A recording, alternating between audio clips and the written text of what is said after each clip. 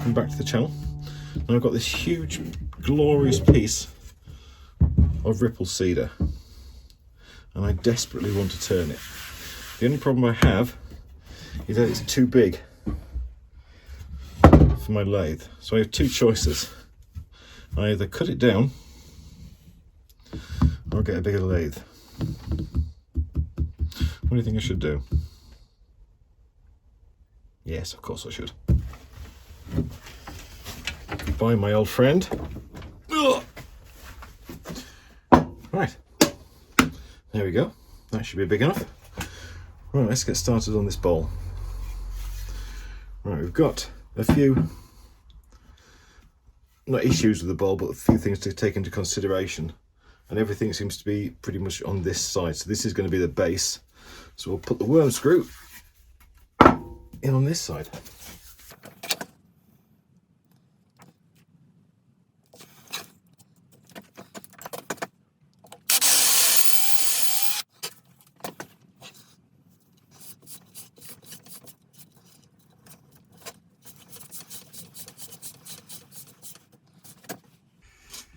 Tailstock, as usual at the start. I'll get sharpened up and we'll see what this baby can do.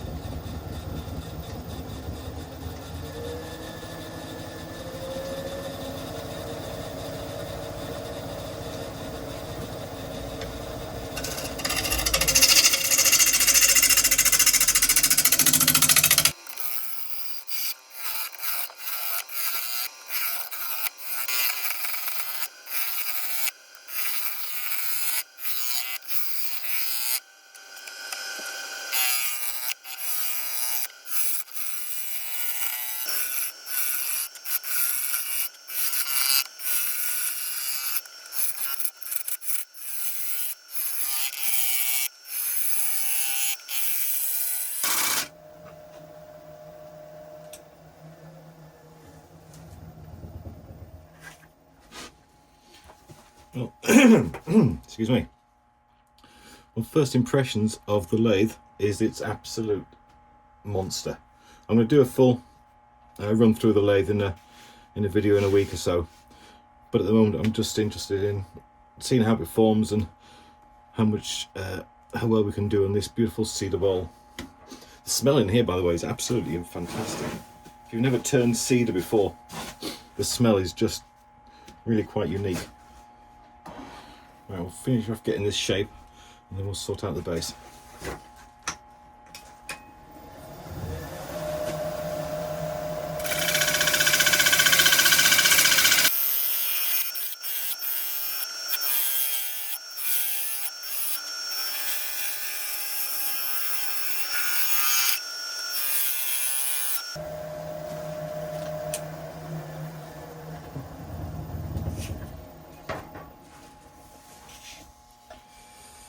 Okay, I've just tapered in the top a little bit because there'll be such a great big swathe of wood on this side, on the outside. I just thought it might need a little bit more interest than it currently had. I mean, the wood itself is just glorious. This rippled cedar is just beautiful. Right, let's start looking at the base.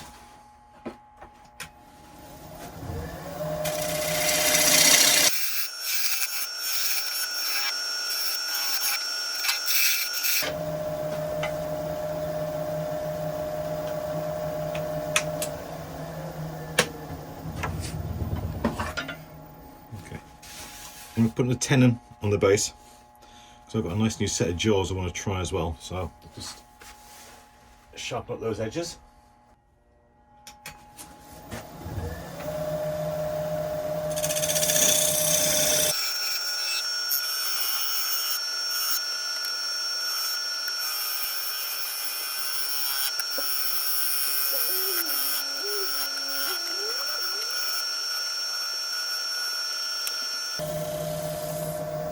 This really is quite a stark contrast to my last lathe.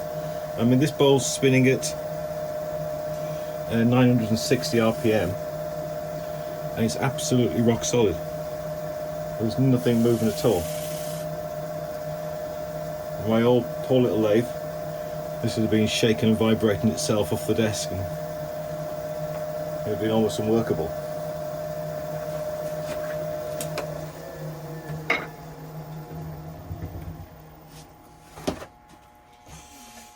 Okay, not quite sure whether to give this a foot or not. I think I probably should. Right, so I'm going to create a foot on the base of this, rather than just this curve.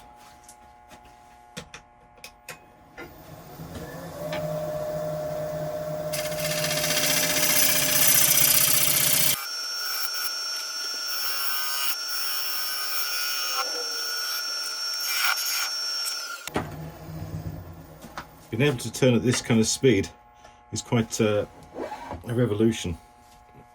Pardon the pun.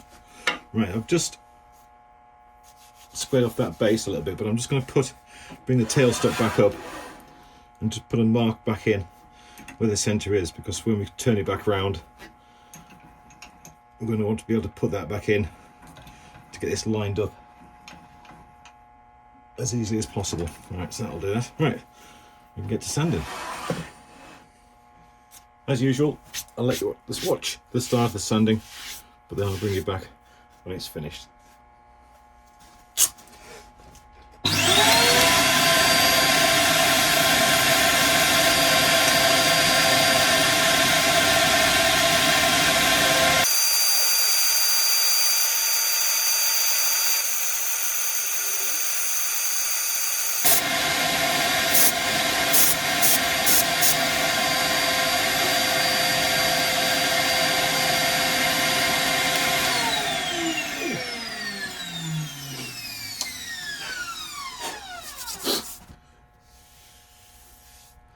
Well, that's a beautiful finish.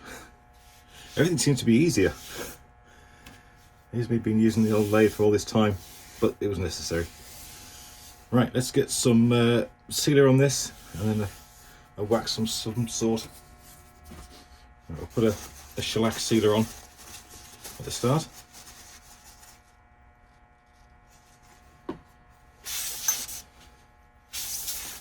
Oops.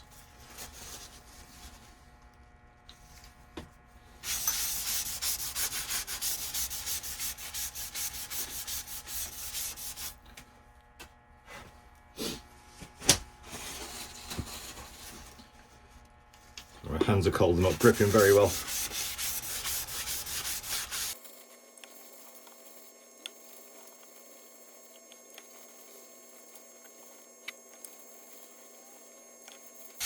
We'll let this soak in for 20 to 30 minutes, and then we'll come back, use a Yorkshire grit on it, and then we'll apply a wax.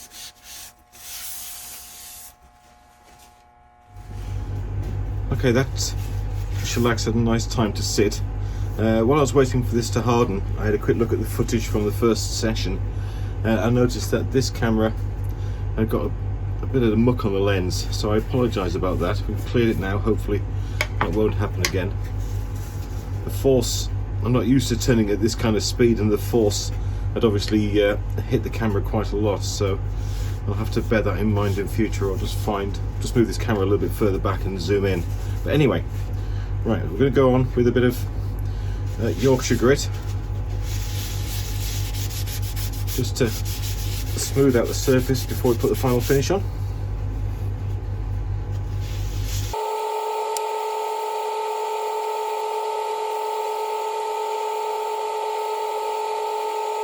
Okay, start this off at a slow speed and then build it up.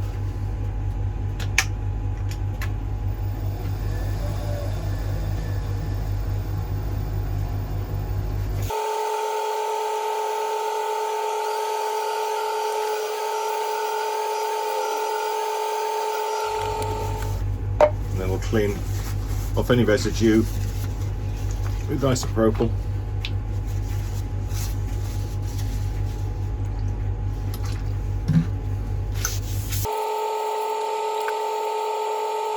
There we go. Give that a couple of seconds just to evaporate, then we'll put a finish on. The final finish we're going to use is Hampshire Sheen. Now, I've been asked by one of the viewers to do some videos on different types of finishes that you can make up yourself, and it's a very good idea. I will do that, but I'm just going to wait a couple of months until the weather gets a little bit warmer so you can see them in a natural state. At the moment my workshop's fairly close to freezing, and it has dipped below that point a few times recently, so in that weather finishes go very, very hard. It's not the best environment to show them in. If there's anything you'd like to see, please leave a note in the comments below, and I'll do my best to get around to it. Okay, so a nice healthy amount on there. Again, like the Yorkshire grit, we'll start off spinning slowly and then build at the speed.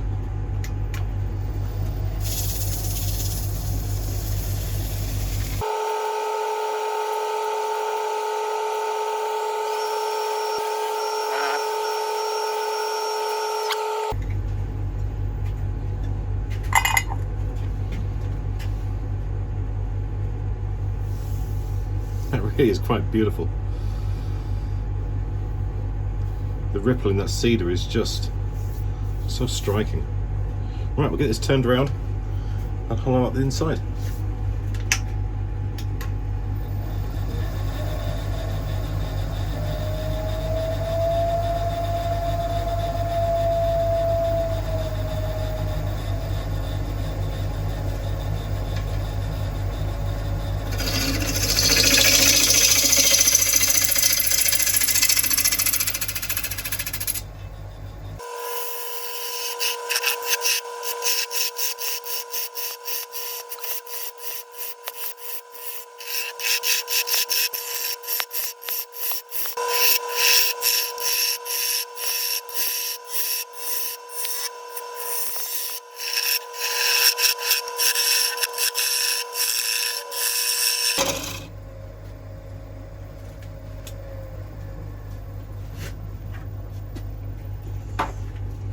All going well.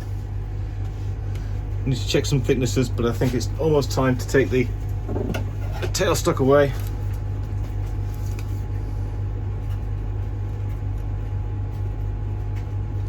Oh, we've still got a long way to go. Oops, sorry. But I'll take it away now. We'll start working on it without.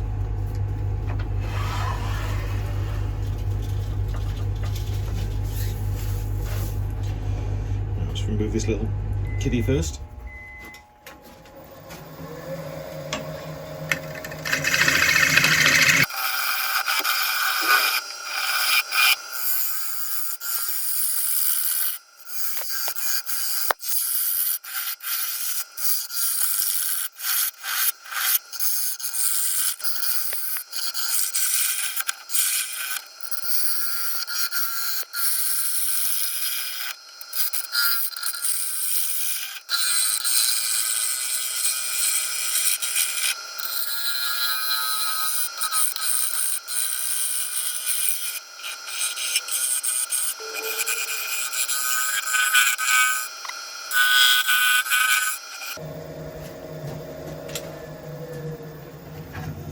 And that should be that. So a good look at it. Okay, not too bad. Right, I'll start sanding. I'll let you watch the start, but then I'll bring you back when it's all done.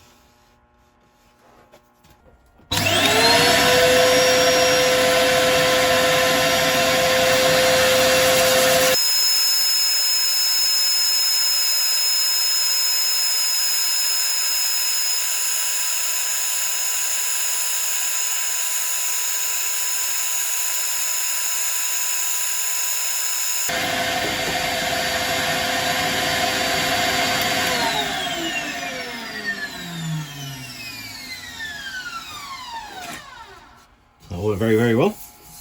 Right, we're going to clean this off with a bit of isopropyl, and then we're going to put some shellac sealer, and then on with the Yorkshire grit.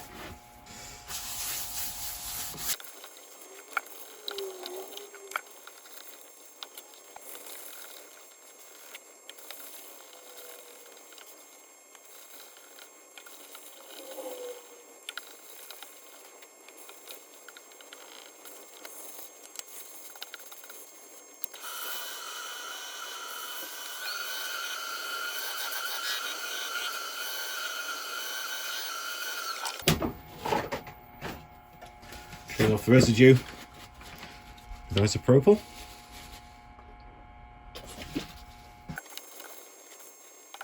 Okay, we're going in with Hampshire Sheen.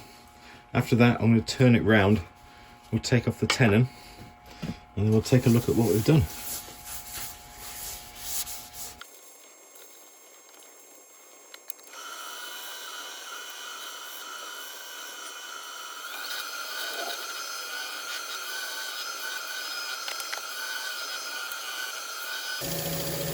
Okay, let's get this turned round. Okay, ready to take off the tenon. And as you can see, we're using a set of expanding jaws to get this on, or to get this off, sorry. Now these things are rated up to about 600 RPM, and I've never used one quite this big before, so I'm going to take it very slowly, very carefully, just so we can take this away without doing any damage to the bowl itself.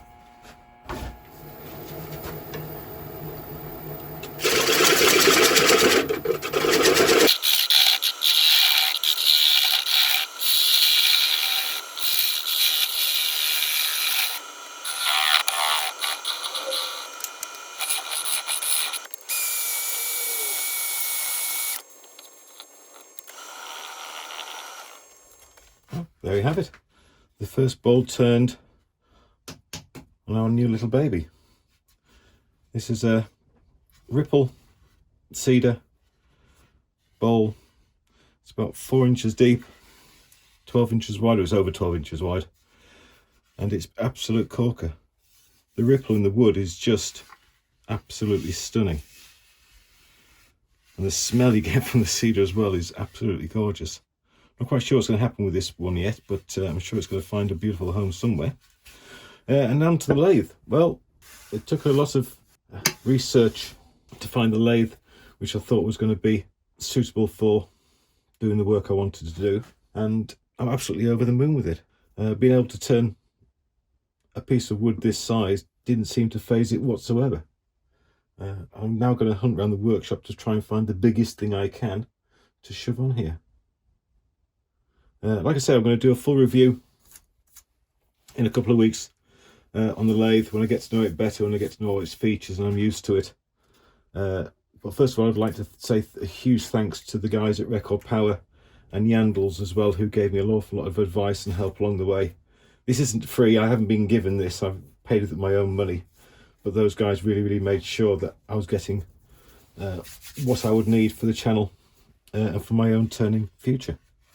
So anyway, thank you very much indeed for watching. If you've enjoyed the video, then please like and subscribe, and if you leave a comment as well, then on the 16th of March we're going to do another bowl giveaway, because that's going to be the first anniversary of the channel. But apart from that, thank you very much indeed for watching, and let's look forward to many more like this. Thank you.